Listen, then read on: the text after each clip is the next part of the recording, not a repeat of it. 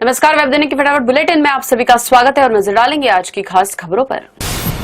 Indigo airlines में operation संबंधी दिक्कतों के चलते अब तक 900 से ज्यादा उड़ानें रद्द कर दी गई है।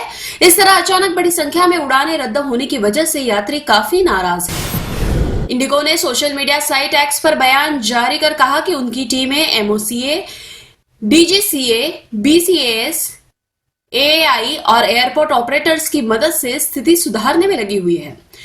कंपनी ने लोगों से अपील की है कि वे एयरपोर्ट जाने से पहले अपनी उड़ान का स्टेटस जरूर चेक करें। एयरलाइन ने कहा कि हमें हुई असुविधा का गहरा अफसोस है और हम जल्द से जल्द अपनी सेवाओं को सामान्य करने पर ध्यान दे रहे हैं। इंडिगो एयरलाइंस की उड़ानें प्रभावित होने की वजह से अन्य विमानन कंपनियों की किराए में भारी वृद्धि हुई। इससे बड़ी संख्या में लोग सफर के लिए ट्रेन का सहारा ले रहे हैं। इससे रेलों पर भी दबाव बढ़ा है। प्रोटोकॉल तोड़ पीएम मोदी ने रूस राष्ट्रपति पुतिन का पालम हवाई अड्डे पर स्वागत किया। विमान से उतरते ही पुतिन ने मोदी की तरफ अपने स्टाइल में इशारा किया। दोनों नेताओं ने हाथ मिलाया और फिर गले भी मिले। पुतिन 2 दिवसीय यात्रा पर भारत आए हुए हैं। पीएम मोदी और राष्ट्रपति पुतिन एक साथ टोयोटा कंपनी के एसयू में एक साथ हवाई अड्डे से निकले और 7 लोक कल्याण मार्ग स्थित प्रधानमंत्री आवास पर पहुंचे।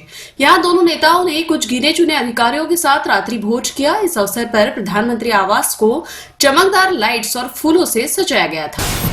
प्रधानमंत्री नरेंद्र मोदी ने सोशल मीडिया साइट एक्स पर अपनी पोस्ट में कहा कि राष्ट्रपति पुतिन को रूसी भाषा में अनुवादित गीता की एक कॉपी भेंट की। गीता की शिक्षाएं दुनिया भर में लाखों लोगों को प्रेरणा देती है। साथ में उन्होंने एक फोटो भी शेयर की जिसमें वह राष्ट्रपति पुतिन को गीता की प्रति भेंट करते नजर आ रहे हैं। रूस की दोस्ती से भारत की समुद्र में ताकत दोगुनी हो गई है। राष्ट्रपति व्लादिमीर पुतिन की यात्रा से पहले भारत और रूस के बीच बड़ी डिफेंस डील की खबर सामने आई है। भारत और रूस के बीच $2 बिलियन की न्यूक्लियर सबमरीन डील हुई है। करीब 10 साल से इस डील को अंतिम रूप देने पर बात चल रही थी। भाजपा ने राहुल गांधी के इस आरोप को सरासर झूठ बताते हुए खारिज कर दिया कि सरकार विदेशी मेहमानों को उनसे मिलने नहीं देती। पार्टी ने कहा कि विपक्ष के नेता इस साल न्यूजीलैंड और मॉरिशस के प्रधानमंत्रियों समेत कई विदेशी मेहमानों से मिले हैं। आरबीआई गवर्नर संजय मल्होत्रा ने कहा कि मॉनेटरी पॉलिसी कमेटी ने पॉलिसी रेपो रेट को तुरंत प्रभाव से 25 बेसिस पॉइंट्स घटाकर 5.25% करने का फैसला किया। इस फैसले से लोगों के लोन की ईएमआई कम होगी।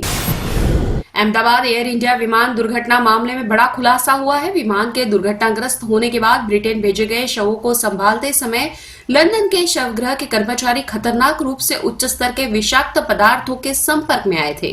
रिपोर्ट्स में कहा गया कि लंदन के वेस्टमिंस्टर सार्वजनिक शवगृह में लाए गए शवों में फॉर्मेलिन की अत्यधिक मात्रा पाई गई। वेब दुनिया के फटाफट बुलेटिन और ताजा अपडेट के लगातार बने रहे हमारे साथ। विजिट करें वेब दुनिया पर।